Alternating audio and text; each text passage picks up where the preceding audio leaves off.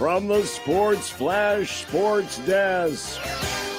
All right, so I actually have a little bit more that I can add onto this, too. The Penn State on 3, which is blue and white illustrated. One of their writers. As opposed to white and blue illustrated, which is Creighton. Oh, that's well, it's that's white and true. blue review. White and blue review. Yeah. Drop the illustrated and name it Review. the review. Nate Bauer. Nate, don't call me Jack Bauer. Though, honestly, I think I would want to be called Jack Bauer. I don't know if I would. You wouldn't? Because people would just make the jokes all the time. And then, well, what's Jack Bauer saying? Mr. Nate Bauer, so he took a screenshot of a post of his from 12 days ago. 12 days ago. Now, Very cool. It is. Hey, he's adding some context. Let's not make fun of the man because he's adding Yeah, context. because he's Jack Bauer. We got enough to make Bingo. fun of. He'll rip your face off, Nick.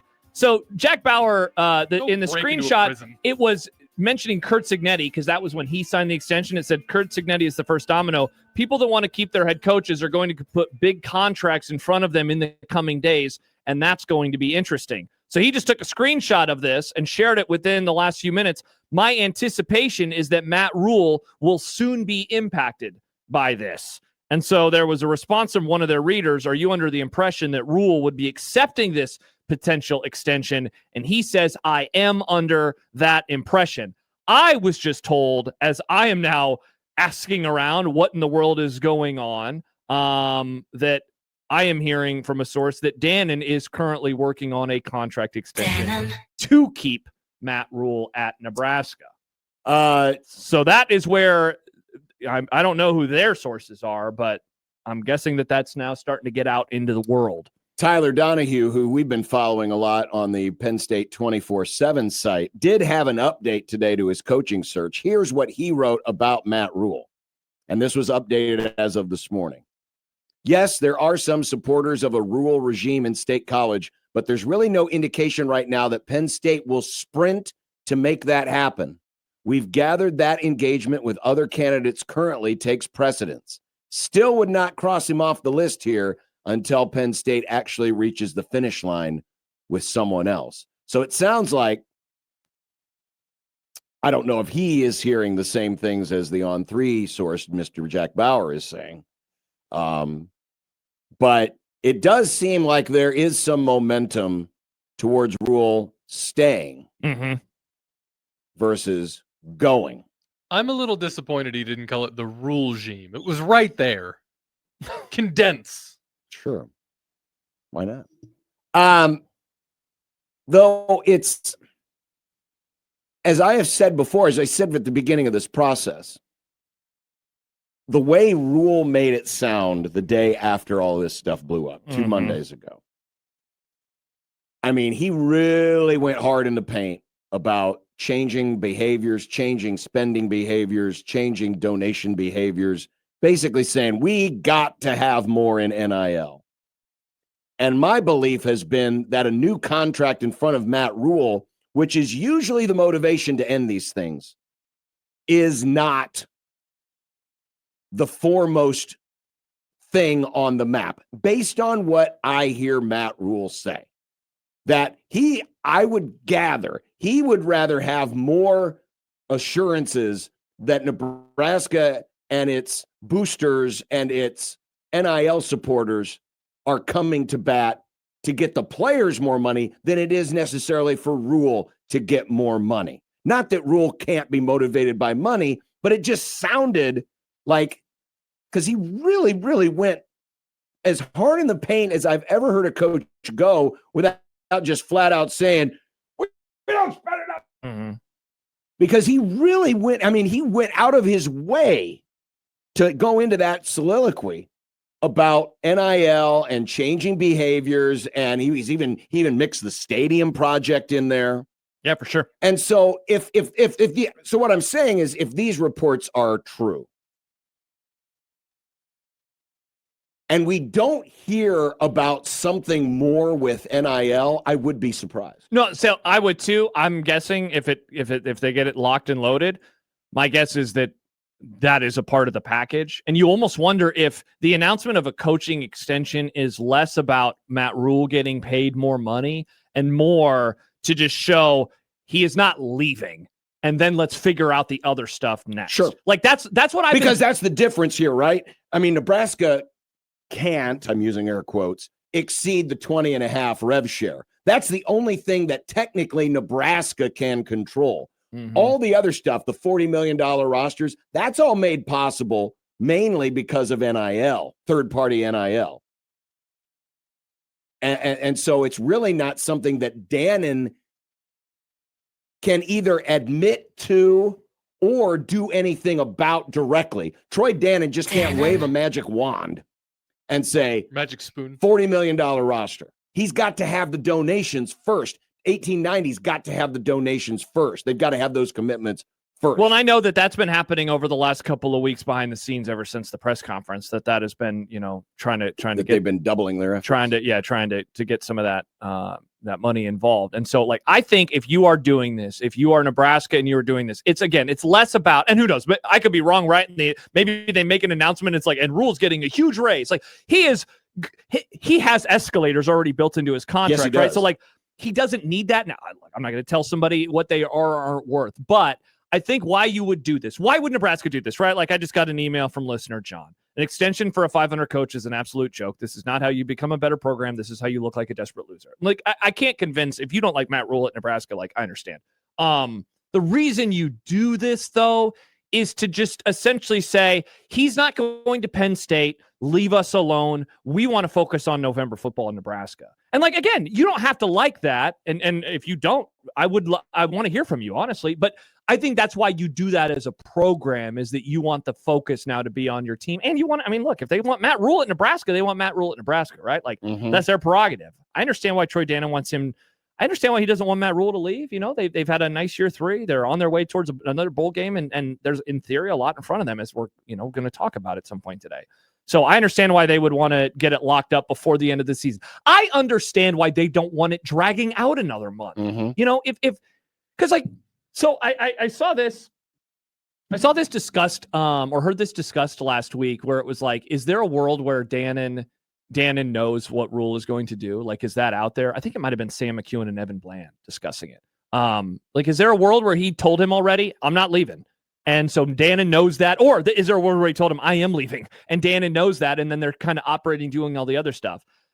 Certainly the former is much more likely than the latter. I can't imagine a world where he told Dannon, by the way, I am going to be leaving. You'll have to deal with that stuff later. But if he told him, I am staying, let's get the other stuff buttoned up, and now finally you're about to make an announcement, perhaps, is what the case is.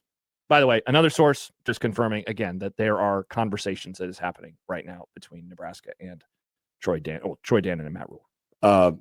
It's very, very coincidental that we talk about this. Yeah. As we're watching the 2007 Nebraska USC game, because 11 days before this game, Callahan he got an extension. He got a 5-year contract worth $1.75 million a year, which I know sounds like chump change today, but remember, this has been 18 years ago, right? So that was pretty decent money back then. So it is kind of funny that we're talking about this new news while we're watching a game, because a lot of people were really mad a few weeks later, as we discussed, and by the end of November, everybody was gone, and we're all gone. So Rhule gets extended, and then in return, Nebraska has to take the private equity money to pay for it. Is that what's going to happen? No, it better not be that. Again, that's why I'm serious when I say about this, and let's see what happens. I wonder if it's just to lock him down, and it will not be as much money as people are expecting it to be. Now, I could be way wrong on that. But if I'm Matt Rhule and I have to give that really big speech, right? And I get it. I understand it. You want the roster to be better. You want the roster to be better, but and all kidding aside, and the emailer, literally the first emailer was like, man, they better not extend the guy who's on 500. And I get, we can have the conversations when we have the conversations, but the smoke around Matt Rhule to Penn State has been lessened some because of the last 2 weeks. 100%. Yes. Because of not that it still isn't a possibility, but let's face it. That Minnesota game took a lot of sting, or a lot of steam, out of a lot of things. Mm-hmm. And, here we go into a USC game where if the Trojans, that's hilarious. The same team. If the Trojans win, and let's just pretend for argument's sake, they dominate. Mm-hmm. There's going to be a lot of, because you know what my gut's telling me right now is there is a goal to do this before this game because, just to add to the. Hey, what's this weekend going to be? We'll have Schaefer on tomorrow. This is an old school, big time recruiting weekend. Yes, it is. Something we have not really said around here in a while. Huge recruiting weekend. And I know we've had a lot of fun with the will it be a night game or not. That was a big part of it. Yes, they get their night game. They wanted all of it. And I'll say this too. So I hadn't heard this in my circles, but I know that there were some where there was a theory that they were going to announce something after the Minnesota game.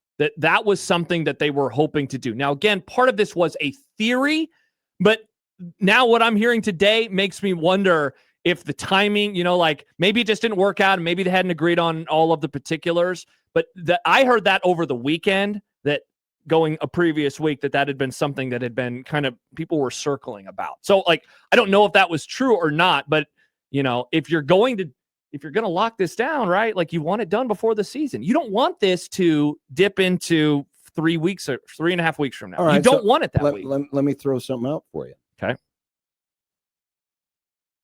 Because these types of announcements, you want as much hoopla behind it. I get the whole, hey, let's do it now before the big recruiting weekend so that all the recruits that are coming in know what the heck's going on. Mm-hmm. And maybe they will be told.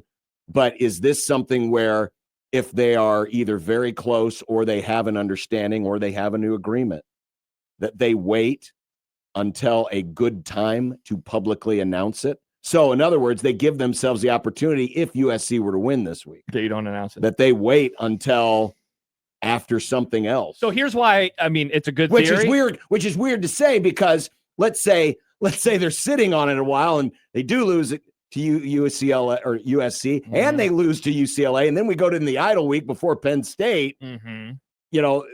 Those things can backfire, but you want to both squash the idea that he's leaving, but you also don't want to run into a situation of optics like what happened with Bill Callahan, where, man, they extended him before the season, and then 11 days later, they get thumped at home by USC. And within a month after that, the whole thing has blown up. So here's the only reason that I'll push back against that. And that is, if there's an agreement on both sides, at a certain point, you can't really think about optics anymore, right? Sure. There's not an equivalent in our world, right? Where you're having an agreement with a boss and it's all right, I'm ready to go. And they're all right, I'm ready to go. But John, you have a huge game that you're announcing coming up, and we want to make sure you do a good job. If you got the stuff ready to go, you got to announce it. And here's the other reason why I don't think that'll be the case. If this is true, and again, I really think that these conversations are happening right now, given what I've heard over the last half hour, and it's starting to spread to Penn State people. That tells me they're getting pretty close. I think that this thing might be nearing the finish line, would be my theory. Sure. Not that I've heard it, but that would be my theory. And so if they're that close to it, then it's Tuesday. And who knows, maybe you do roll the dice and you hope that this, as the week draws longer and as we get closer to the game and as people presumably get more excited for it, that you just add this as a little more gas to the fire to say, oh, and by the way, it's Friday before the game, coach is locked up.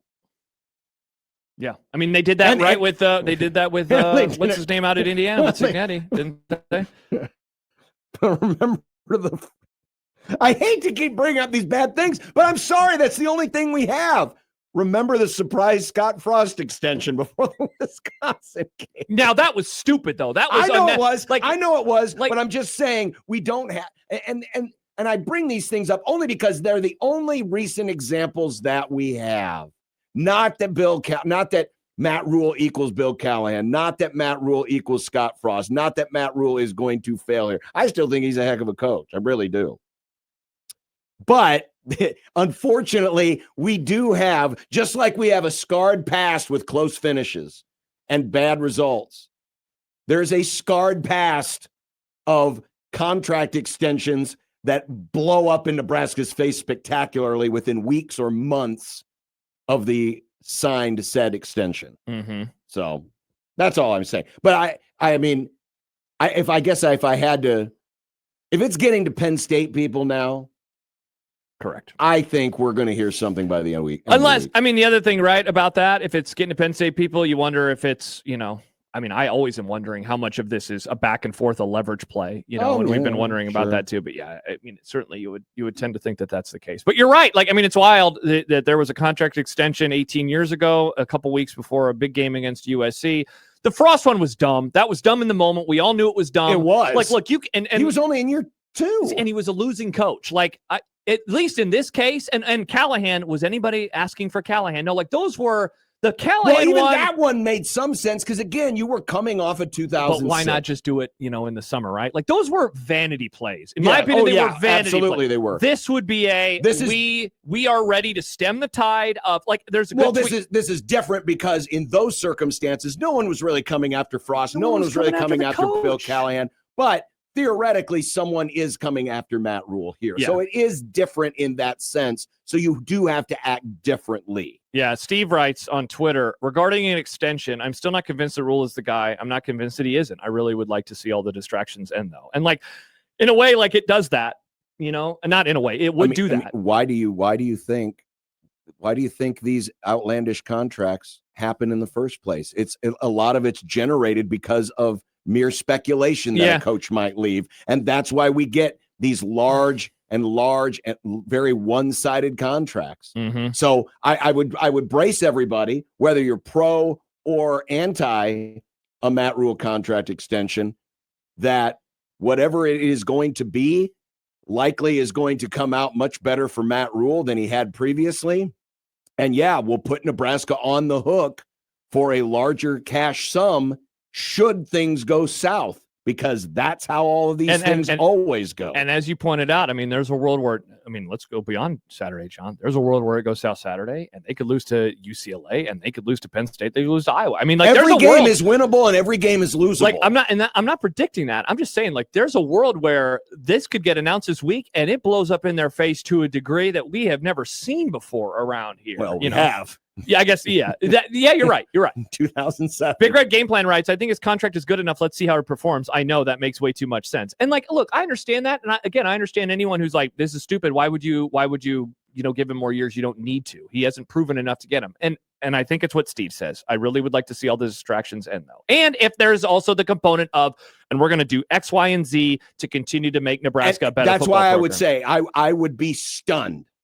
I would be stunned if whenever an announcement of a Matt Rhule extension or that Matt Rhule is staying happens, that there won't be something in there about, even if it can't be assurances, but something in there about, and we are redoubling our efforts to increase the amount that our kids get. That there won't be some component in there about that. I would be shocked if that announcement does not happen at the same time. I would agree. It would come all in one fell swoop, because I don't think that you would want to do just we're giving him an extra, 2 years, 3 years. Why would you do that?